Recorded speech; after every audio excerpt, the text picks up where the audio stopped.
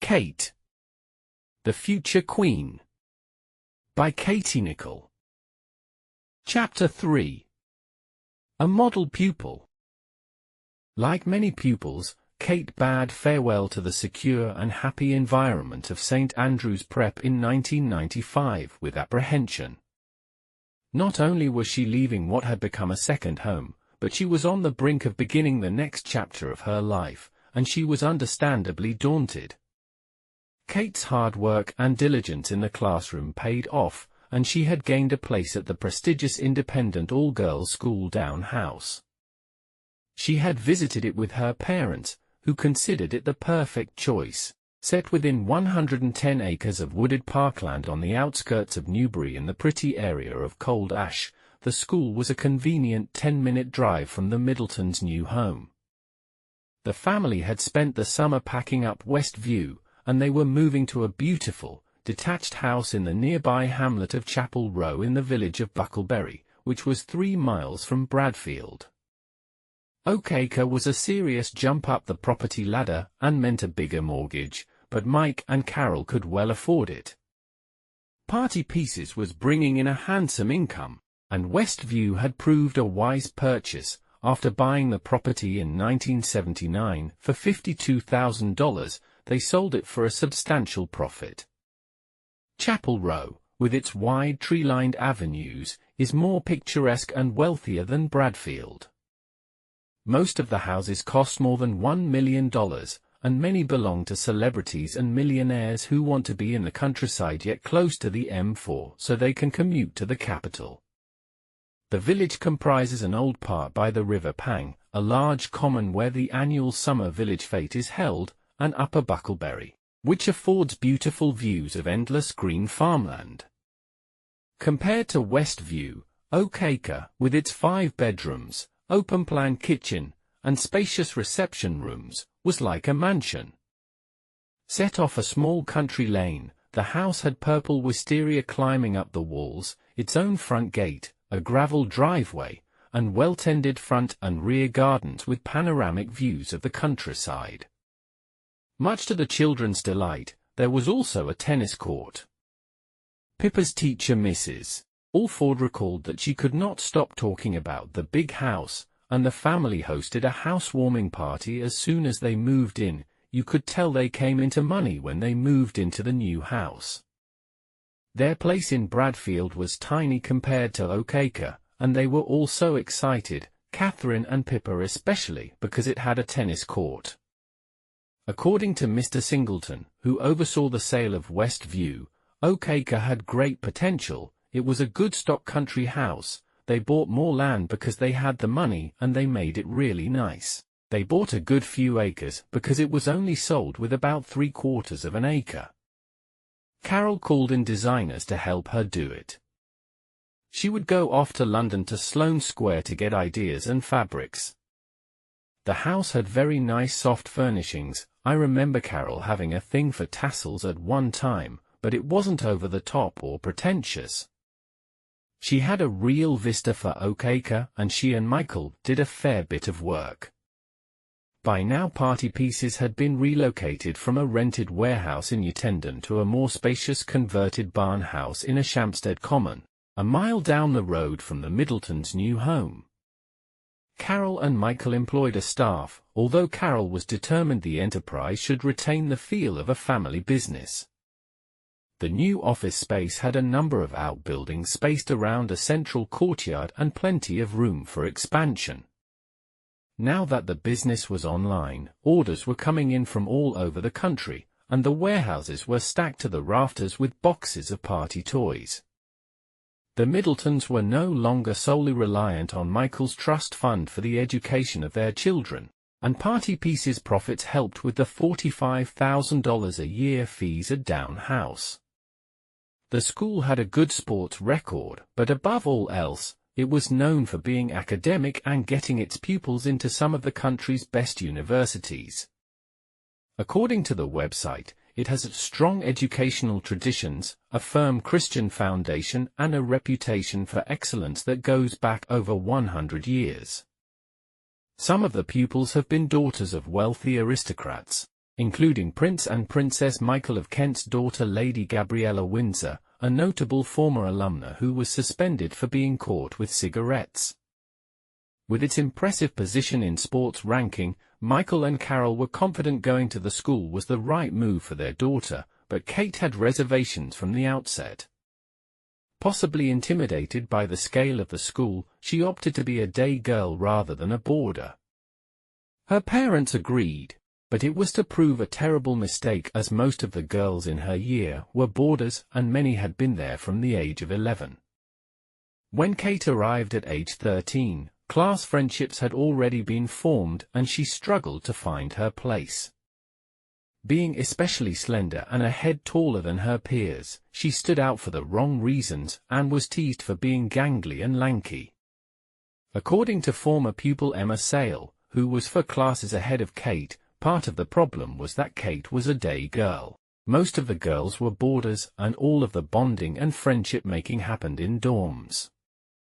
Kate missed out on all of that, and because she joined when she was 13 rather than 11, she had to try and make friends with girls who had been there for 2 years and had already formed friendships. It is a very cliquey school and there was a lot of pressure. The girls were all high achievers, and there were lots of girls with eating disorders.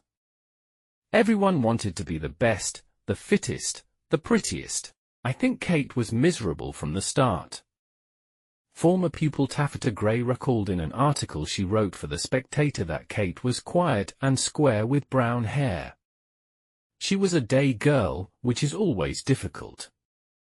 In the cliquey atmosphere of a girls' boarding school, to be a day girl makes you an oddity. The day girls tended to keep to themselves, and we boarders looked at them with suspicion. Georgina Rylance, another former pupil, agreed that Kate was at a disadvantage. I was there from 11 till 16 and I was 4 years above Catherine. It does make a difference going from 11. You have 2 years of bonding, your first time away altogether, she told the Sunday Times. Even some of the most popular girls in my school had a hard time when they came in at 13. And of course, she was a day pupil. In boarding schools, a lot of the bonding takes place late at night, or at the weekends, going to the local sweet shop. Kate missed out on the nocturnal bonding and banter in the dormitories. She arrived in time for assembly, and then it was straight into lessons. Even by the time she got to class, she found that many of the girls had already paired up with their best friends. Compared to the curriculum at St. Andrews, the lessons were hard, and she struggled to keep up with her peers academically. Even when it came to sports, where she should have excelled, Kate found she was out of her league. The predominant game at Down House was lacrosse, which she had never played, and there was no hockey on the curriculum. According to her headmistress, Susan Cameron, who gave an interview to the Mail on Sunday, she was not selected for the school teams during her time with us, which, given that she was very sporty at her last school, was slightly unusual. Kate may have felt slightly out of things because people at that level would have been well into lacrosse, and I think she probably had never played. It strikes me that could have been a crushing disappointment. You pick up a lacrosse stick and think you're good at games, then someone says to you, "That's not how you pick up a lacrosse stick," and you feel rather squashed. It's a delicate age. Disappointed not to be part of a team on the sports field and shy compared to some of her more outgoing classmates, Kate retreated into her shell. She found the all-girl environment alienating and had little in common with many of the wealthy pupils who owned ponies and came from high-society families. Others, like former pupil Emma Sale, came from precocious private London schools. There was a hierarchy in place, and according to Emma, you were judged on your class, your background, and how pretty you were. Socially forward girls seemed to have the advantage, as did those who were more developed. Some of the older girls had experimented with alcohol, some had boyfriends, and others were already secretly smoking, but not Kate, who by nature was not transgressive. As her former teacher Mr. Boyd recalled, Catherine had no interest in boys. She was always very innocent. At Down House, her naivete and natural kindness made her a target, and she was picked on. "There was a group in our year called the London Trendies," said Emma, who became friends with Kate years later when they took part in a charity boat race together. Kate just wouldn't have fitted in with that sort of thing. She also didn't know anyone, and I think she was very lonely. Word that Kate was struggling reached her old teachers at St. Andrews. "We heard quite soon that Catherine wasn't happy at Down House. It was talked about in the staff room," recalled Mrs. Alford. "It seemed to be more a case of her not fitting in. She was very innocent and ordinary, and the other girls might have been more sophisticated. Catherine had always been sheltered and protected." Mr. Boyd agreed. "I can see why she didn't settle into Down House. She was an all-rounder, and not just a straight-A student." Although she was desperately unhappy, the headmistress, Miss Cameron, who met with the Middletons several times, played down reports that Kate was badly bullied. She may well have felt a fish out of water or unhappily not in the right place. "Certainly, I have no knowledge of any serious bullying at all. But there's what everyone calls bullying, and there's actual real, miserable bullying where someone has a dreadful time. That certainly didn't happen," she said. "Yes, there would be teasing. It's all part of the normal competition of growing up, of establishing a pecking order. Girls are cliquey by nature, and they can be rather cruel. If you're attractive, too, that can be seen as rather a threat. They can sense those who are slightly weaker or who haven't shown their strengths yet, and it's those girls who are likely to end up being picked on or teased." I think it's fair to say she was unsettled and not particularly happy. Maybe in Catherine's case she just kind of went quiet and didn't say anything. Kate's experience wasn't unique. Some of her friends from St. Andrews Prep also found the transition of moving to secondary school challenging. "I can totally imagine why Kate had a hard time at Down House," said Andrew Alexander, who went to Bradfield College. "We'd had such a lovely, innocent time at St. Andrews Prep, and secondary school was very different. When I went to Bradfield College, I was stunned when I saw people smoking. It was drilled into us not to smoke. It was a shock. St. Andrews was a complete bubble. Back then Kate wasn't gregarious or assertive, so I can see she might have struggled and didn't fit in. It felt like a rat race compared to the paradise of St. Andrews." Not so far away, 13-year-old Prince William was also struggling to adjust to his new life at Eton College in Windsor, whereas his parents, who had separated 3 years earlier, posed as a happy family outside Manor House, his boarding school. The public appearance, which was captured by no less than 300 photographers, masked an unhappy truth. The Waleses' marriage was over, but their private lives were being relentlessly raked through in the tabloid press. Within William's first term, he had to deal with reports that his mother was having an affair with England's rugby player Will Carlin and then a London-based art dealer, Oliver Hoare. He was mortified when Princess Diana gave a now infamous interview to the BBC's Panorama, during which she lifted the lid on her marriage and revealed her husband's affair with his long-term mistress, Camilla Parker Bowles, who was married to Andrew Parker Bowles at the time. "There were 3 of us in this marriage, so it was a bit crowded," she told interview Martin Bashir. To William's horror, she also spoke candidly about her affair with former lifeguards officer James Hewitt, a family friend who had taught William and Harry to horse ride. Despite the college's best efforts to protect the prince, many of his peers watched the program, and for weeks, paparazzi lurked in the shadows of Windsor Castle, waiting to get a shot of William, who would head there at weekends to stay with his grandparents. It was a difficult start for the schoolboy prince. William managed to settle in and find his feet, but Kate did not. She hated the name-calling and practical jokes, which were part of the school's rite of passage. Her father, Michael, who under duress had been a fag servant to senior pupils at Clifton College, remembered how testing school life could be. As a young pupil, Michael had to wait on the older prefects, and he was tasked with shining their shoes, cleaning their studies, and making cocoa, or he risked being punished. He urged his daughter to follow the family mantra and grin and bear it, but after a second term, it was apparent Down House was not going to work. As Pippa and James were still at St. Andrews and Kate had been so happy there, Michael and Carol paid a visit to the headmaster, Jeremy Snow, for some advice. He suggested that Kate might be happier at Marlborough College in Wiltshire, with its national reputation for sports and academic excellence.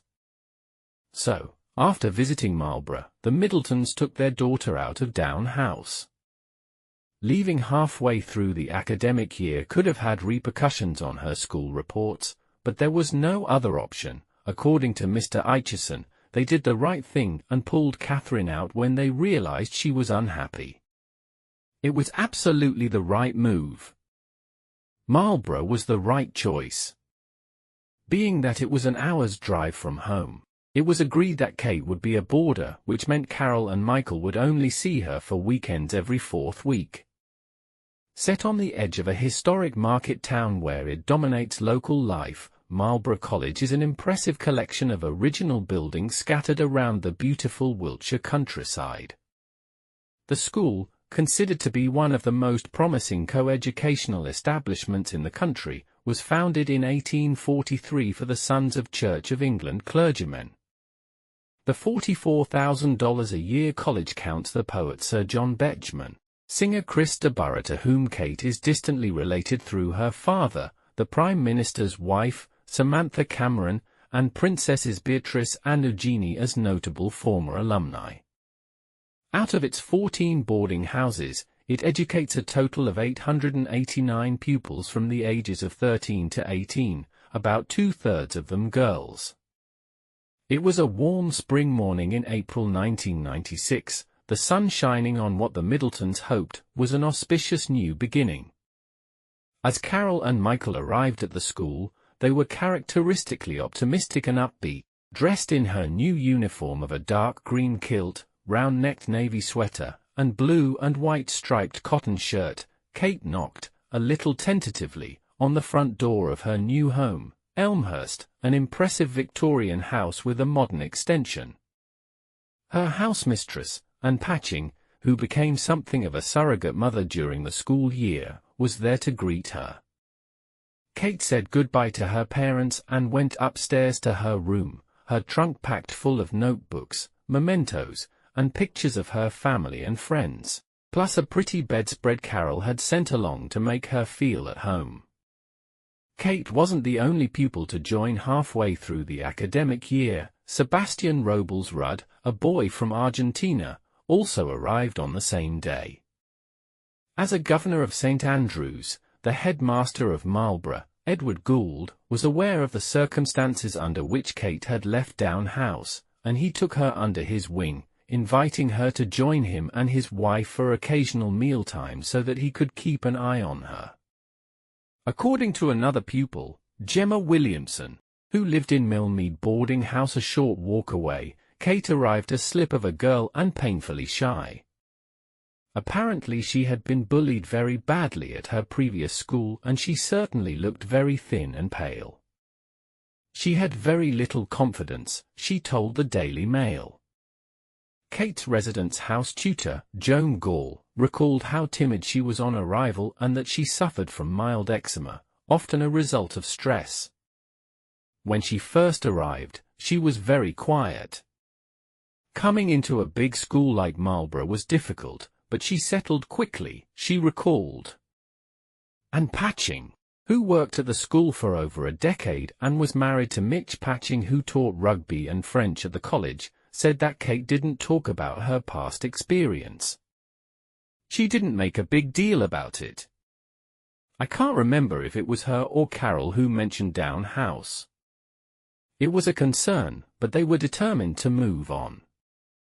Another pupil, Hannah Gillingham, who was in Kate's boarding house, was assigned to look after her, but Kate made friends quickly and was affectionately known as Catherine Middleton.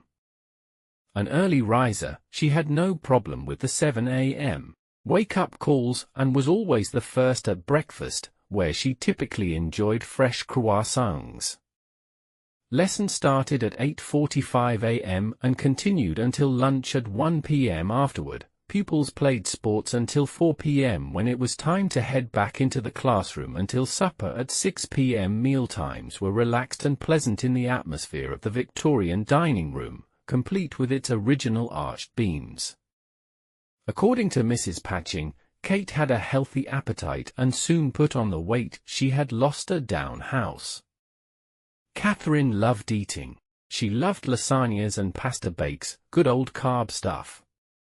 I used to do a chicken pesto. The girls were great to cook for because they would eat anything. Catherine always stayed very slim, but she always had a very healthy appetite.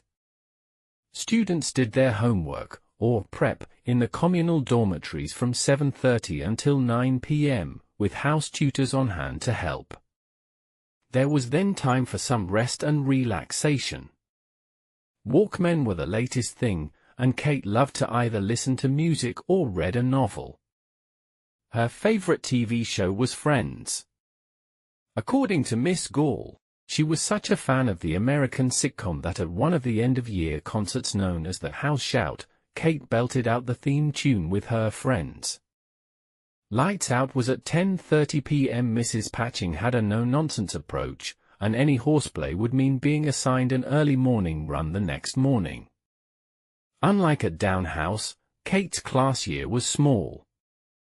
There were 70 girls in her house and just 14 pupils in the remove, as her year was known. She lived in a dormitory with 3 others. The girls didn't get their own rooms until they entered 6th form, the last 2 years of secondary school, and in order to prevent them from becoming too cliquey, Mrs. Patching chose the dorm mates and rotated them every term.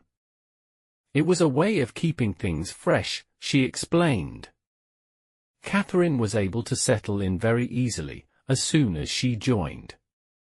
She got involved in school life and loved sport and music.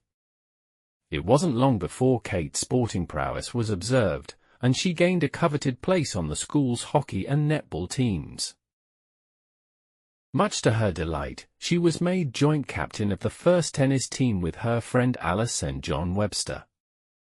Miss Gall, who was also head of physical education, recalled that Kate switched positions to goal attack in her netball and was very good, but her hockey was stronger.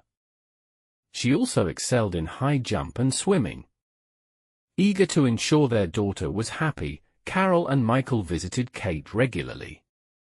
They came to watch inter-school matches on Saturdays, and as the spring and summer terms progressed, she began to come out of her shell. During the summer holidays, she was full of stories about her school life, eager to make Pippa, who would be starting in the new academic year, feel excited and part of the school community. The fact that Pippa had won an all-rounder scholarship to Marlborough was a source of pride to the whole Middleton family. Pippa came into the school as a sports scholar. Catherine was very protective, but I don't think Pippa needed much protecting. She was very successful, recalled Mrs. Patching. She was in the first hockey team from a young age, while Catherine worked her way up. She settled in easily, and Catherine kept an eye from a distance.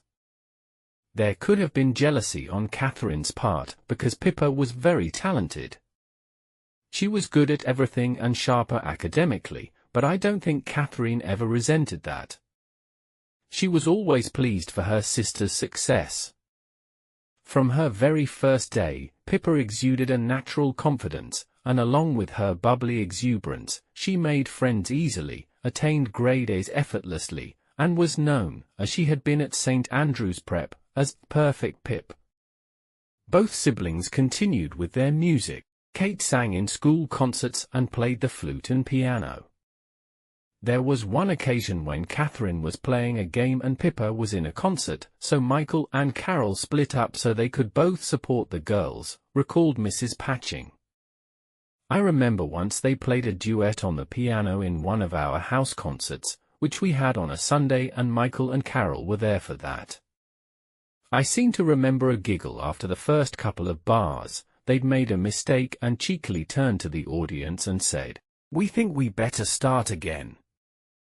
Both girls were on the first hockey team with Hannah Gillingham, Alice St. John Webster, and Amelia D. Erlinger, all boarders in Millmead House.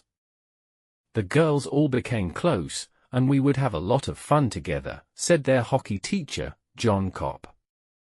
I used to tease them and challenge them. I remember Amelia was quite a character and cheeky from the start. She put a snowball down my neck in the first term. Alice St. John Webster was a bundle of energy, and Hannah Gillingham was one of the school's best hockey players. They gelled as a group and became great friends. We used to have pizza parties at the end of term to celebrate our wins. The only unhappy spell at Marlborough came when Kate was forced to stop playing hockey. She had discovered a lump on the left-hand side of her head. Evidently concerned, the school called Carol, who rushed Kate to their doctor. The lump was considered potentially serious, and Kate was operated on within a few days. Mrs. Patching recalled, "I can remember the incident and her having an operation. I don't recall anything happening on the hockey pitch, field, that had anything to do with the lump," she said, after some of the media reported that her scar might have been the result of a sporting accident. Catherine had the operation during her term time. She was back at school very soon afterwards. As usual, nothing was too much of a big deal for her. You could never accuse Catherine of being a drama queen, but Carol was very worried, as any mother would be. One former pupil said that the operation was pretty serious, and alarmed everyone, as it happened shortly after the tragic death of a fellow pupil, Hugo McDermott, from a brain tumor.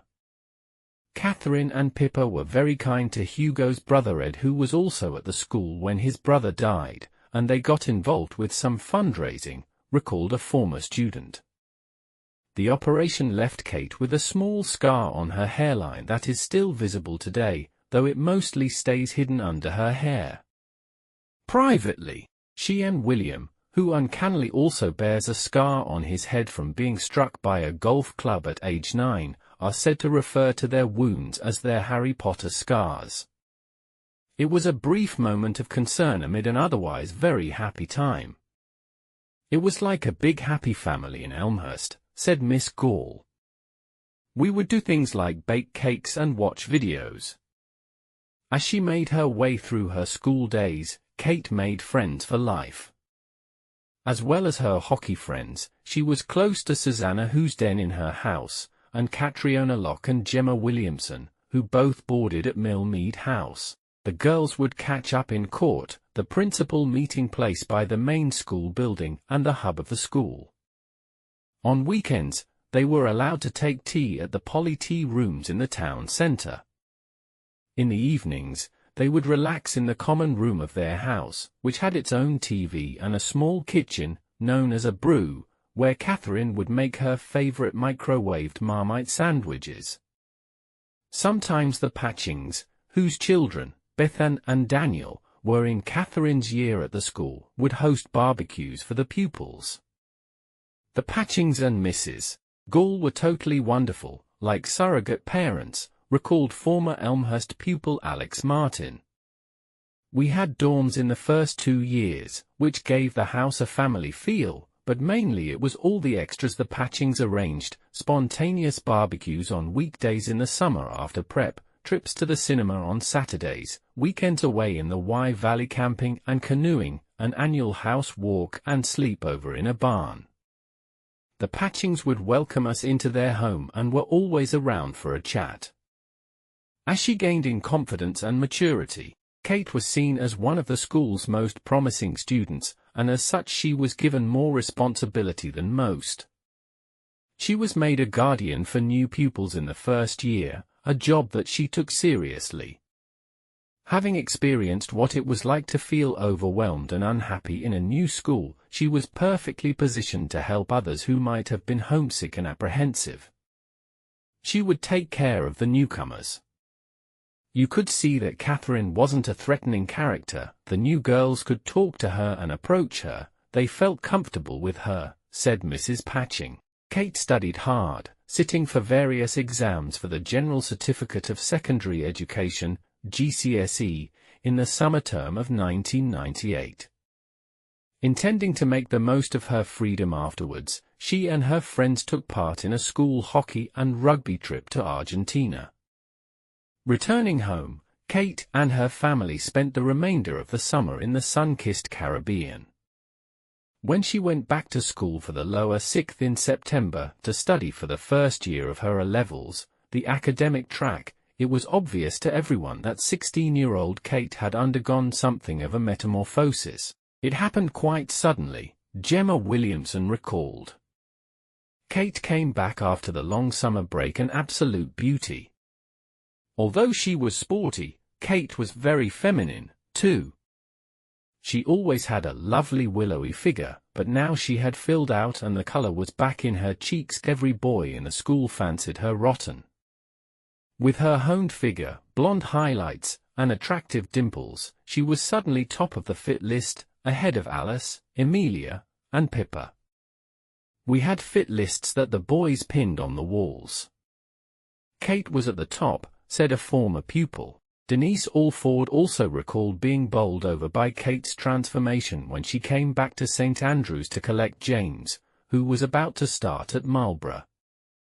Carol had taken the girls shopping on the King's Road for the day.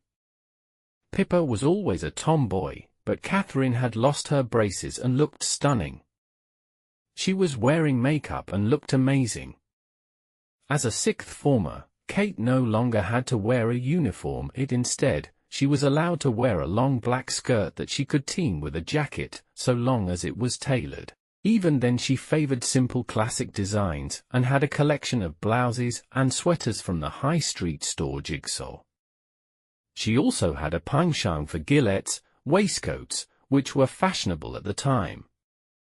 For the first time, she also used makeup, only a hint of blusher and a lick of mascara.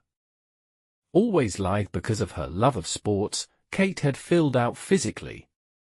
One entry in the school's yearbook read, "Catherine's perfect looks are renowned, but she is often found squinting down her top, screaming, 'They're growing!'" Although the girls and boys at Marlborough had lessons together, there were strict rules when it came to socializing. Mrs. Patching allowed boys into the boarding house, but any visits had to be cleared by her in advance. Kate never took advantage of Mrs. Patching's liberal attitude, and according to those who knew her well, she wasn't particularly interested in having a serious boyfriend until she got to the sixth form. Being educated with boys for most of her life, Kate was relaxed around them and had plenty of male friends. She got along particularly well with some of the boys in her year, Hugh MacDonald Brown, Mrs. Patching's son Daniel, Hugh Tewart, and Andrew Coventry. She had her first kiss with Woody, the elder brother of her friend Alice and John Webster. Their innocent relationship involved nothing more than some harmless smooching behind the Mound, a renowned landmark at the heart of the college grounds, where, according to Arthurian legend, Merlin's bones are buried. Woody was in the year ahead of Kate, and they had gotten to know each other through Alice. A boarder in Cotton House and captain of the rugby and tennis teams, Woody was remembered by one former pupil as popular and kind. With his athletic physique and boyish good looks, he had caught Kate's eye. But the relationship was short-lived, and even when she developed a crush on Willem Marks, a dashing floppy-haired boarder, Gemma Williamson felt that Kate was hanging back. "I got the distinct impression that Kate wanted to save herself for someone special."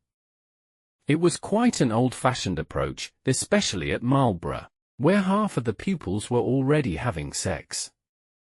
Kate was still a virgin, and she did plan to save herself for someone special. At school, it was Pippa who was more popular with boys. She could hold her own in any social situation. She was bright, pretty, sweet, and always tanned, recalled one of their contemporaries. Even though Kate was older, it was Pippa who got talked about more. She was more light-hearted and up for a party, whereas Kate was reserved and didn't like to drink that much. Pippa was never short of male attention.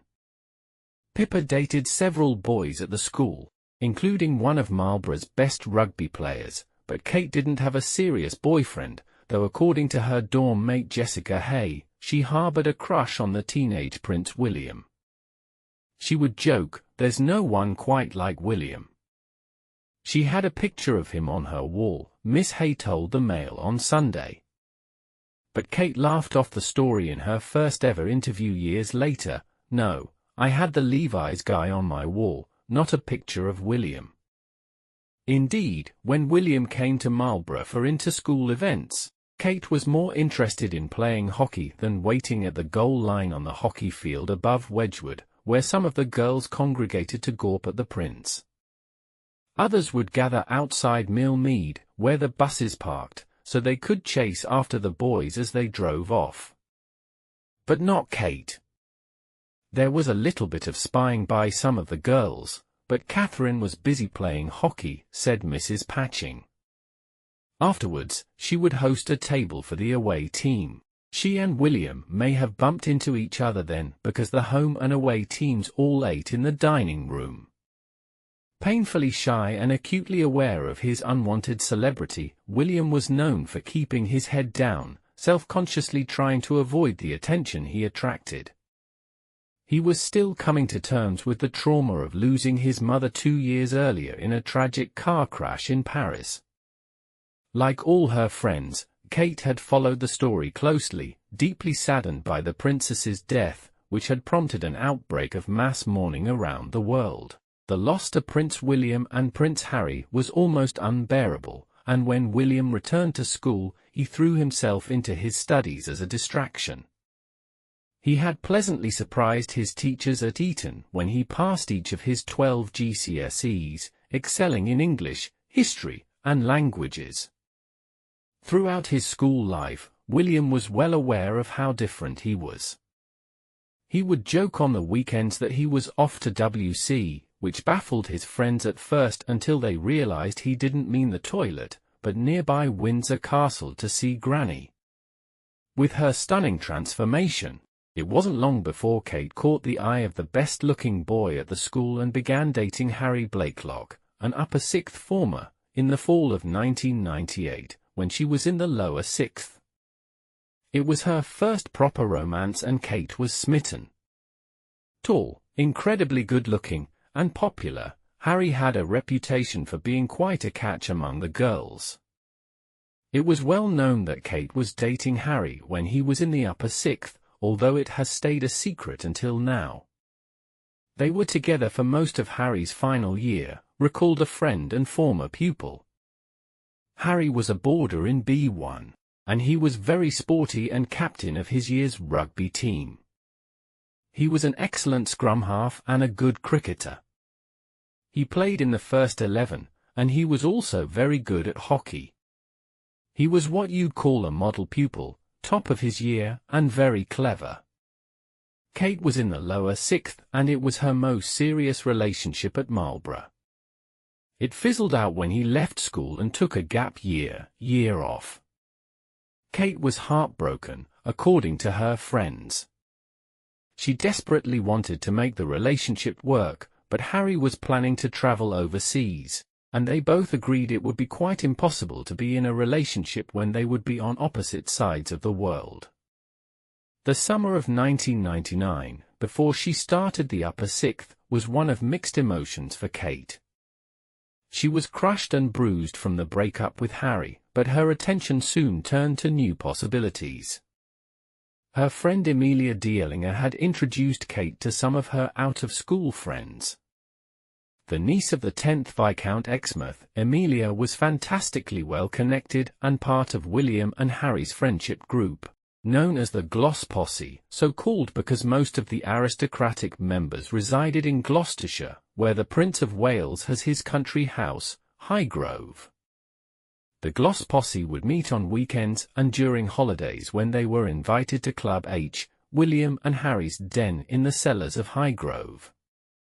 Complete with a set of turntables on which they played vinyl records, a bar stocked with non-alcoholic beverages, and a portrait hung in the bathroom of their ancestor Edward VIII, who threw the monarchy into chaos when he abdicated in 1936. The get-togethers were a great deal of fun.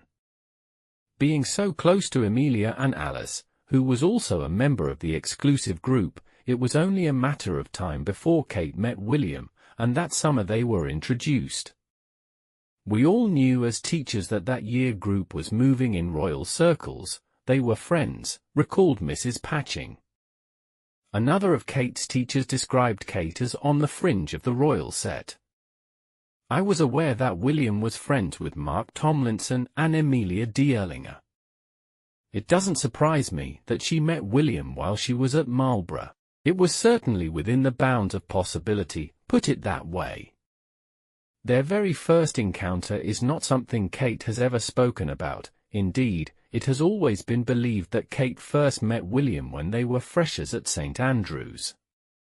When she returned to school in September, there was much talk about the summer holidays. Alice told friends that she had met up with William and that he had asked for her number, but Kate kept quiet about their own meeting and threw herself with gusto into her final year. During her upper sixth, Kate, like William, was given the honor of serving her school. The prince was made a member of POP, a select group of prefects at Eton, and Kate was appointed head of the house. Marlborough did some big social days out in London, and as a prefect, one of Kate's jobs was to promote the school. She was an ambassador for the school and a very good one, said Mrs. Patching. Catherine had a good relationship with everyone.